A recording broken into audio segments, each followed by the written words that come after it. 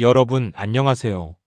오늘은 통합사회 4단원 지속 가능 발전을 위한 국제무역 중에서 첫 번째 국제분업과 무역의 필요성에 대해서 공부해 보겠습니다.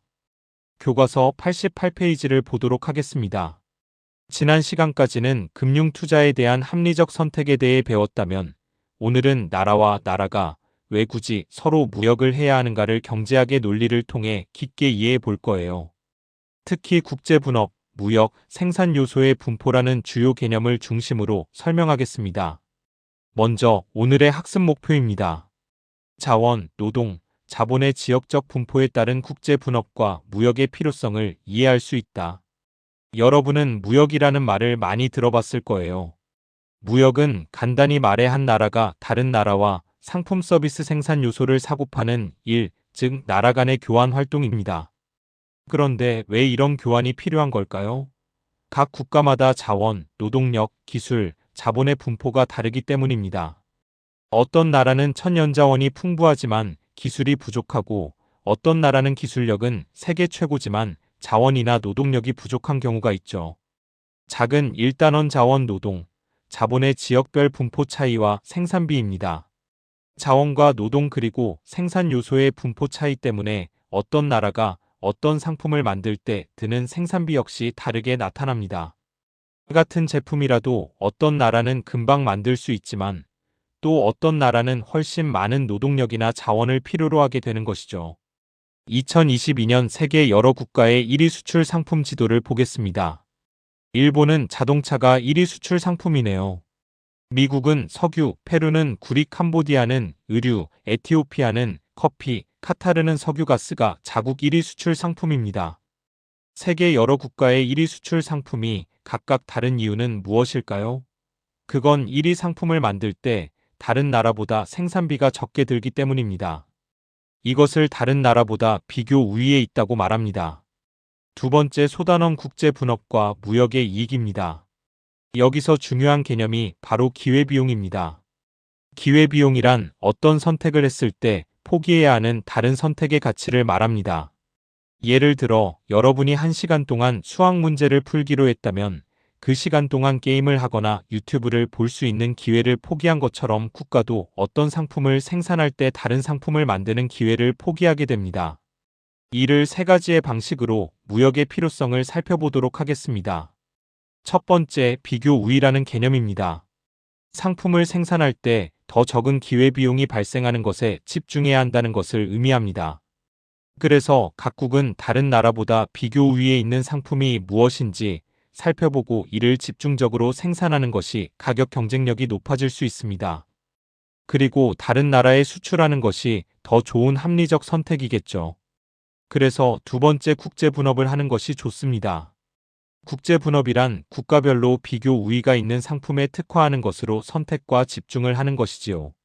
세 번째, 자국별로 비교 우위가 있는 특화된 상품을 생산하여 수출하고 다른 상품은 수입하게 되면 품질이 우수한 상품을 가격이 싸게 소비자들은 소비할 수 있습니다. 만일 한 나라가 필요한 모든 서비스와 상품을 생산한다면 각각의 서비스와 상품 가격이 너무 비싸져 동일한 소득으로 적은 재화를 소비하게 되어 가난해질 수밖에 없습니다. 부유하다는 것은 돈이 많다는 것을 의미할 수 있지만 동일한 소득으로 많은 재화를 소비하는 것도 부유하다고 할 수 있겠네요. 또한 기업 역시 세계 시장을 상대로 대량 생산을 하게 되면 규모의 경제를 이룰 수 있어 단가를 더욱 낮출 수 있습니다. 이를 위해 정부가 자원 및 기술력 부족의 문제를 파악하고 지원하는 것에 힘쓰는 것이 중요합니다. 이제 본격적으로 기회비용을 통해 비교 우위를 파악하는 과정을 살펴보겠습니다. 영국의 경제학자 리카도는 각 나라가 비교 우위를 가지는 상품을 생산하여 서로 수출과 수입을 한다면 국제적 효율성이 높아진다고 주장했어요. 다시 말해 물가는 싸지고 동일한 소득으로도 국민들은 많은 재화를 소비할 수 있게 된다는 것입니다. 여기에 절대 우위와 비교 우위라는 개념을 알아야 할 필요가 있습니다. 예를 들어 봅시다. 교과서 90페이지 지식의 힘자료 1을 봅시다. A국은 스마트폰 1단위를 생산하는 데 필요한 노동력이 B국보다 훨씬 적습니다. 옷을 만드는 데 필요한 노동력도 B국보다 적기 때문에 A국은 두 상품 모두에서 절대 우위를 가지고 있습니다. 즉 A국이 더 잘 만드는 나라라는 것이죠. 하지만 여러분, 절대 우위가 있다고 해서 모든 상품을 A국이 직접 생산하는 것이 항상 이득일까요? 경제학에서 진짜 중요한 것은 절대 우위가 아니라 비교 우위, 즉 어떤 상품을 상대적으로 더 적은 기회비용으로 생산할 수 있는가입니다. 자료 2 A국의 기회비용을 계산해 봅시다. 스마트폰 1단위를 생산하기 위해 1명의 노동자가 필요하고 옷 1단위를 생산하기 위해 2명의 노동자가 필요합니다.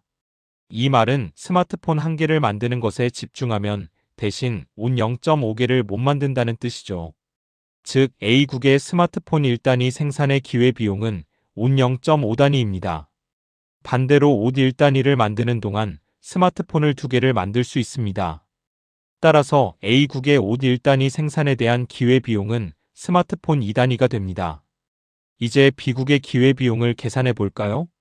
스마트폰 1단위를 생산할 때 노동자 6명, 옷 1단위를 생산할 때 노동자 3명이 필요합니다. 즉 스마트폰 1개를 만드는 동안 옷을 2개 만들 수 있었던 기회를 포기하는 셈이죠. 그래서 B국의 스마트폰 1단위 생산에 대한 기회비용은 옷 2단위입니다. 반대로 옷 1단위를 생산한다면 스마트폰을 0.5개 만들 기회를 포기합니다. 그래서 B국의 옷 1단위 기회비용은 스마트폰 0.5단위입니다. 그럼 이제 비교해 봅시다.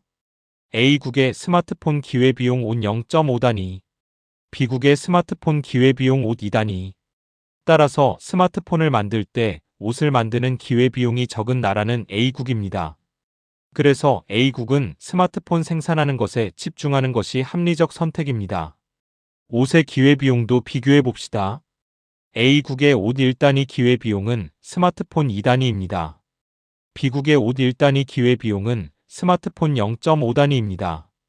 즉 옷을 만드는 데 있어 기회비용이 더 낮은 국가는 B국입니다. 그래서 B국은 옷 생산에서 비교 우위를 갖습니다. 이제 비교 우위가 왜 국제 분업을 이끌어내는지 구체적인 수치로 살펴볼까요? A국과 B국이 각각 스마트폰 10단위, 옷 10단위를 자급자족하려고 한다면 총 120명의 노동자가 필요합니다. 그런데 비교 우위에 맞추어 A국은 스마트폰 20개, B국은 옷 20벌을 생산해 무역을 하면 총 80명의 노동력만으로 동일한 양을 생산할 수 있습니다. 여기서 생긴 절약된 40명의 노동력은 다른 상품을 만들거나 사회의 다른 영역에서 생산활동을 할 수 있게 되며 그만큼 두 나라의 전체 GDP 규모가 커지는 효과가 나타납니다.